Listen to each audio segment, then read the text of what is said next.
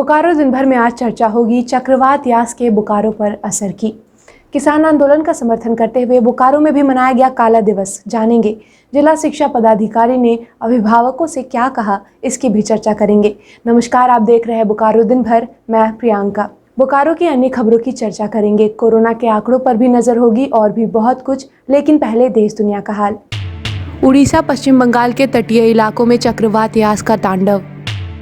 भारत में एक बार फिर नए मामले 2 लाख के पार। पिछले 24 घंटे में 2,08,921 नए मामले आए सामने। 4,157 की हुई मौत, जबकि 2,95,955 कोरोना पीड़ित ठीक भी हुए। महाराष्ट्र में 24 घंटे में दर्ज हुए 24,136 नए मामले, 1,137 की मौत। देश में ब्लैक फंगस के कुल मामले हुए 11,717। किसान आंदोलन के आज 6 महीने पूरे होने पर देश भर में किसानों ने मनाया काला दिवस।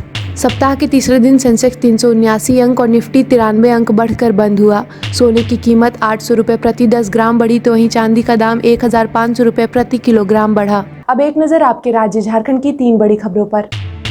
चक्रवाती तूफान यास को लेकर झारखंड में हाई अलर्ट। कई जिलों में तेज हवाओं के साथ हो रही बारिश। एनडीआरएफ की टीम भी मुस्तैद। झारखंड में पिछले 24 घंटे में कोरोना के 1,247 नए मामले आए सामने। वहीं 20 लोगों की मौत हो गई, जबकि 3,155 लोग ठीक होकर घर लौटे। झारखंड में ब्लैक फंगस का खतरा, 15 दिनों में 8 की मौत। तो ये थी देश दुनिया और झारखंड की खबरें। अब नजर डालते हैं बोकारो के 9 प्रखंडों की खबरों पर, जो आज सुर्खियों में बनी रही। झारखंड के अलग अलग जिलों में मंगलवार से ही चक्रवात यास का असर नजर आ रहा है, जिसमें बोकारो भी शामिल है। बोकारो में मंगलवार सुबह से ही हल्की बारिश हो रही है। आज भी सुबह की शुरुआत बारिश और तेज हवा के साथ हुई और दिन भर बूंदाबांदी होती रही, जिसके कारण लोगों को आवागमन में काफी परेशानियों का सामना करना पड़ा। रास्ते में कई जगह पानी भर जाने से लोगों को काफी दिक्कतें भी हुई। वहीं बारिश के कारण प्रशासन के द्वारा दिए गए वक्त में खरीदारी करने में लोगों को काफी कठिनाइयां हुई। वहीं आज न्यूनतम तापमान में 5 डिग्री की गिरावट हुई। आज का अधिकतम तापमान 25 डिग्री सेल्सियस और न्यूनतम तापमान 22 डिग्री सेल्सियस रिकॉर्ड किया गया। मौसम विभाग की भविष्यवाणी के अनुसार 28 मई तक बोकारो में बारिश के साथ आंधी, तूफान और वज्रपात की संभावना है। इसे लेकर प्रशासन भी सतर्क है। उपायुक्त राजेश सिंह ने कहा कि बंगाल की खाड़ी से उठने वाले तूफान यास के संभावित खतरे को लेकर मौसम विभाग से मिली जानकारी के अनुसार 26 से 28 मई तक जिले के अलग अलग प्रखंडों में बारिश के साथ आंधी, तूफान और वज्रपात होने की संभावना है।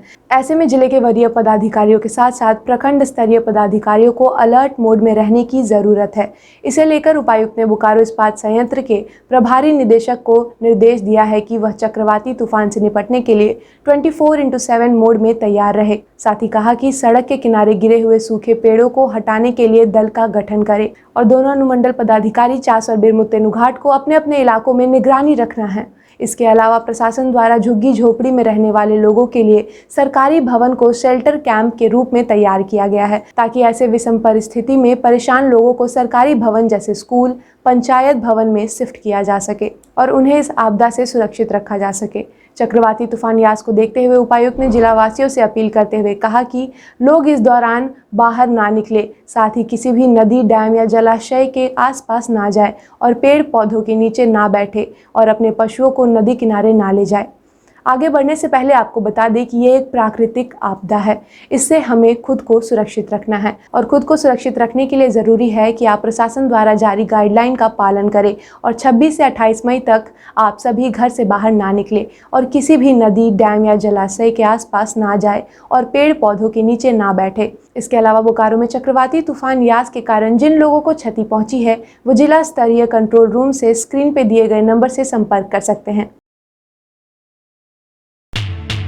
किसान आंदोलन के आज 6 महीने पूरे हो गए हैं, जिसे लेकर आज देश भर में काला दिवस मनाया जा रहा है, जिसका असर बोकारो में भी देखने को मिला।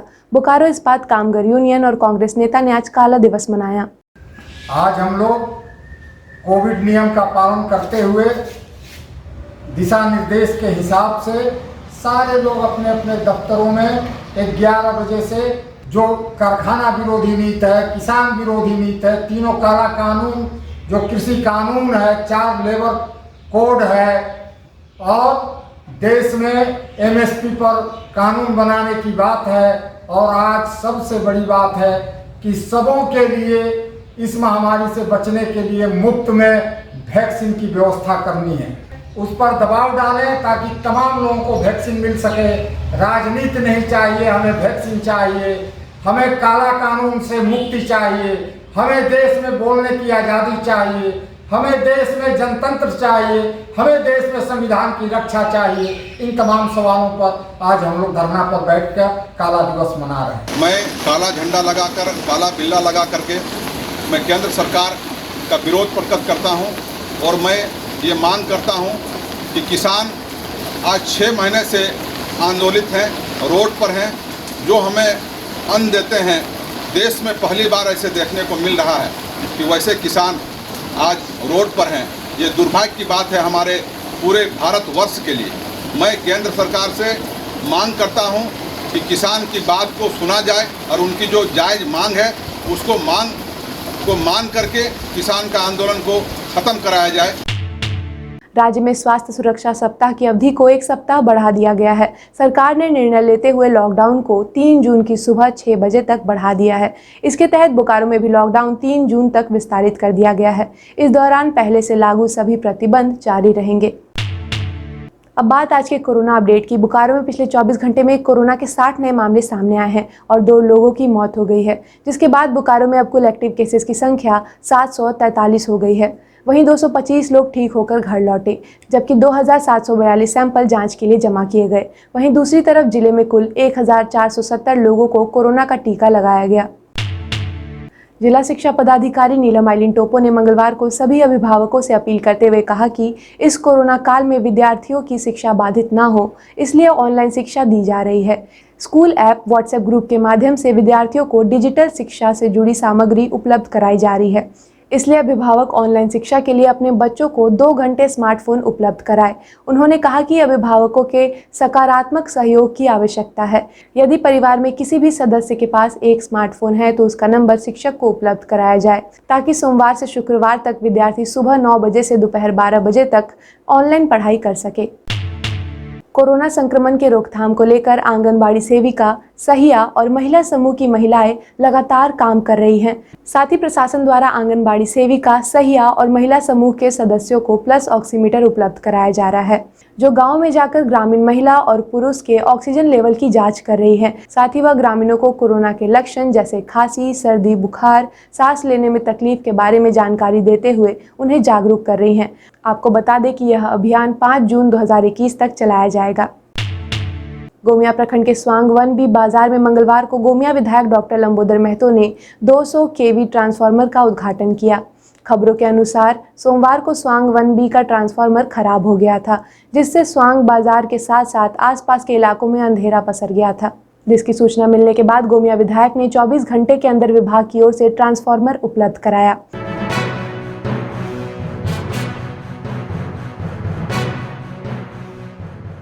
पर क्या है कि क्योंकि बाजार है, यहाँ पर काफ़ी आबादी है और ऐसी स्थिति में ट्रांसफार्मर का ज़्यादा देर तक चले रहना उचित नहीं है।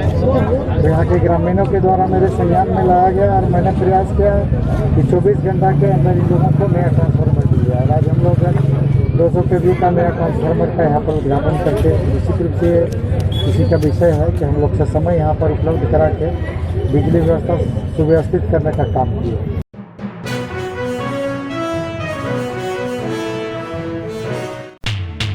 आज का कमेंट ऑफ द डे करने वाले हैं आर्या टेक्निकल व्लॉग्स, जिन्होंने 25 मई को बोकारो टाइम्स के यूट्यूब पर ये कमेंट किया था।